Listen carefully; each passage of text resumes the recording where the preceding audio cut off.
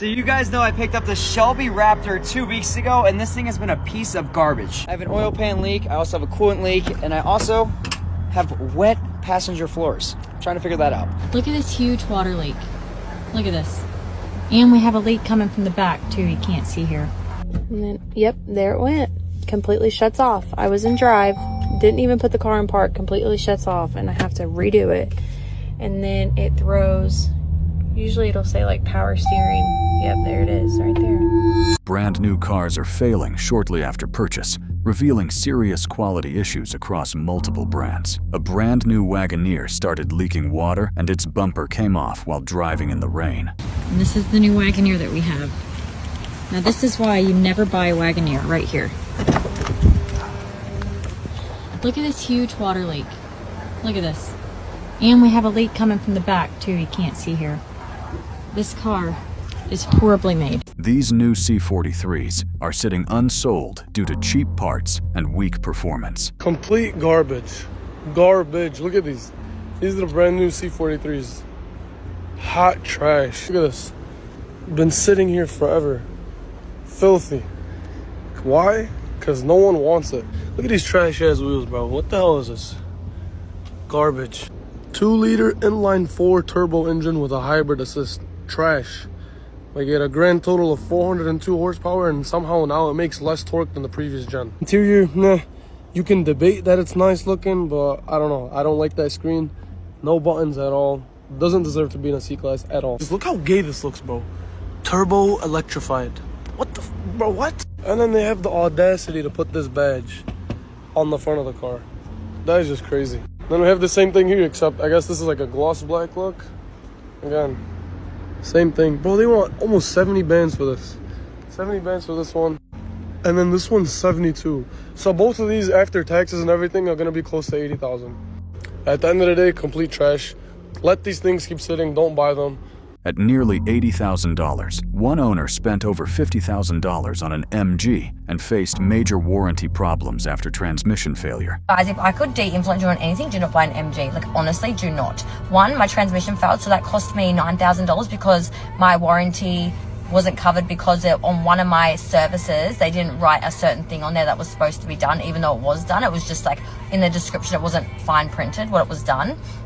And then, what else happened? Oh, and now today my car keeps making this rattling sound, and my driving shaft or something is my bushes is broken, but I need to replace the whole thing, and that's not going to be covered under warranty now because I did my transmission not through MG, even though I had no car for 3 months and everything because they wouldn't cover it. So that's going to cost me another $2,700. So I've spent $40,000 on this car, another $9,000 for my transmission, and now I will have to spend another $2,700 for that. And also my car was leaking, like it was like this much underwater the other day, and then the mechanic just fixed that because in my sunroof is leaking. So yeah, like they're beautiful, the car is lovely, like quite a nice car, whatever, but yeah, don't buy one. It will, what's that, like $50,000 on a car that is a piece of shit and it's not even 5 years old.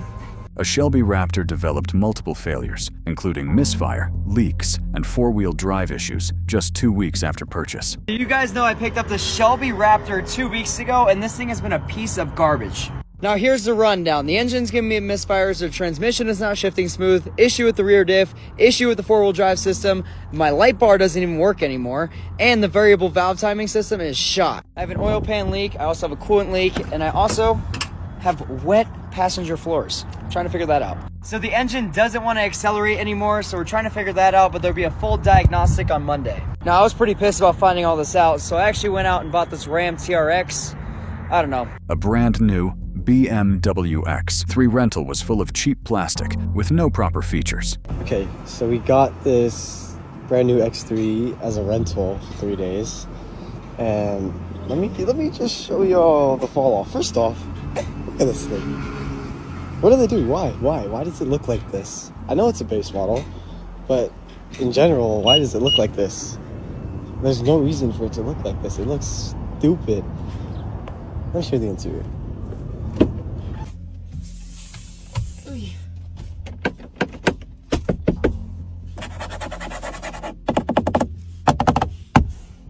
Cheap plastic. Cheap plastic. Headliner material. Bro. Cheap plastic. This moves. Cheap plastic.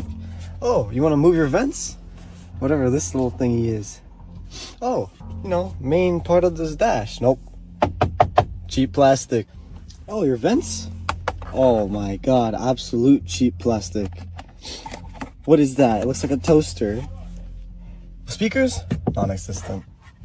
Plastic, plastic, plastic, plastic, plastic, plastic, plastic, plastic, plastic. Oh, your lights? Cheap plastic. Scratchy plastic on the seat backs. Scratchy plastic on the headrest. On the back of the headrest. It used to be leather all around. This does not light up like the front. The front one is like clear plastic. Nope. Just normal plastic, no ambient lighting. Old X3, ambient lighting here, here. A couple others light up. The thing lights up right here. Lights from the ceiling. This one, you get one light right in there. That's it. Oh, and the sunroof doesn't open. Why? This is disappointing build quality from a premium brand. A 2025 Wagoneer completely shut off at a stop sign while in drive. Okay, 2025 Jeep Wagoneer.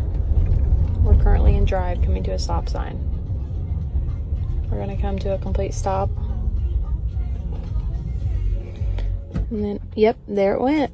Completely shuts off. I was in drive, didn't even put the car in park, completely shuts off, and I have to redo it. And then it throws, usually it'll say like power steering. Yep, there it is, right there.